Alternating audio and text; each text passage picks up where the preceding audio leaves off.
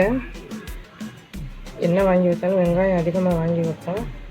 திரும்ப திரும்ப இருக்கையில் வாங்கும்போது நிறைய வெங்காயம் அழுகி போயிடும், அல்லது இந்த மாதிரி சொத்தைன்னு சொல்லுவோம் இல்லையா, சொத்தையாயிடும். அப்போது அந்த வெங்காயத்தெல்லாம் நம்ம சமையலுக்கு பயன்படுத்தவே முடியாது. அது எல்லாத்தையும் குப்பையில் போட்டுருவோம். வழக்கமாக தான் எல்லோரும் பண்ணிகிட்ருப்போம். நான் ஒரு புது விஷயம் ட்ரை பண்ணேன், அது நல்லா ஒர்க் அவுட் ஆகுது.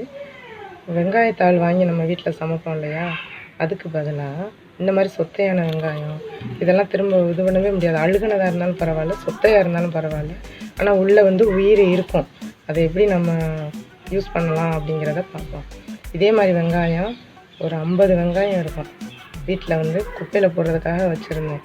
அப்புறம் ஒரு யோசனை இதை பயனுள்ளதாக எப்படி பயன்படுத்தலாம், சமையலுக்கு திரும்ப பயன்படுத்தலாம். ஏன்னா நம்ம ஸ்பெண்ட் பண்ணியிருக்கோம், காசு கொடுத்து வாங்கியிருக்கோம், அதை கீழே குப்பையில் கொட்டுறதுக்கு நம்ம இப்படி யூஸ் பண்ணலான்னு நான் ட்ரை பண்ணியிருக்கேன். புது விஷயம் அது என்னென்னா, இப்போ இந்த வெங்காயம்லாம் இருந்தால் அப்படியே என்ன பண்ணணும், ஒரு மண் தொட்டி எடுத்துக்கிறோங்க, அல்லது என்ன டப்பா இருந்தாலும் சரி, அதில் பாதி அளவு மண் ரொப்பிக்கிட்டு முக்கால்வாசி ரொப்பிட்டு இதை இந்த மாதிரி அழுகுன வெங்காயம் இந்த மாதிரி சொத்தையாக உள்ளது எல்லாத்தையும் என்ன பண்ணுங்கள், அந்த தொட்டியில் போட்டுருங்க.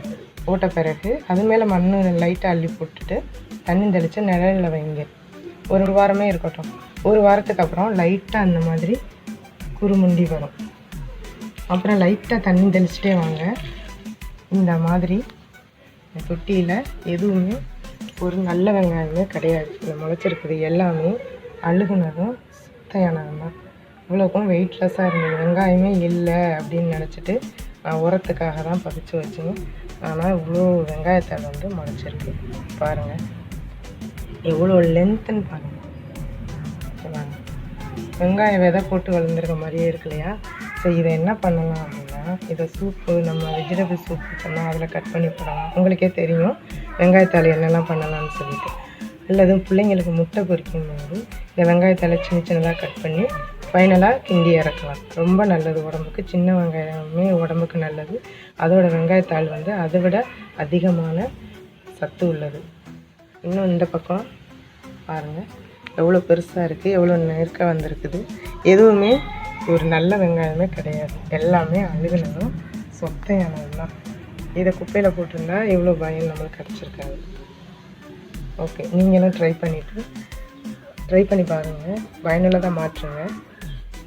எனக்கு கமெண்ட்ஸில் போடுங்க, நீங்கள் ஒர்க் அவுட் பண்ணது எல்லாம் சரியாக வந்ததா என்னென்னு எனக்கு கமெண்ட்ஸில் போடுங்க. நன்றி.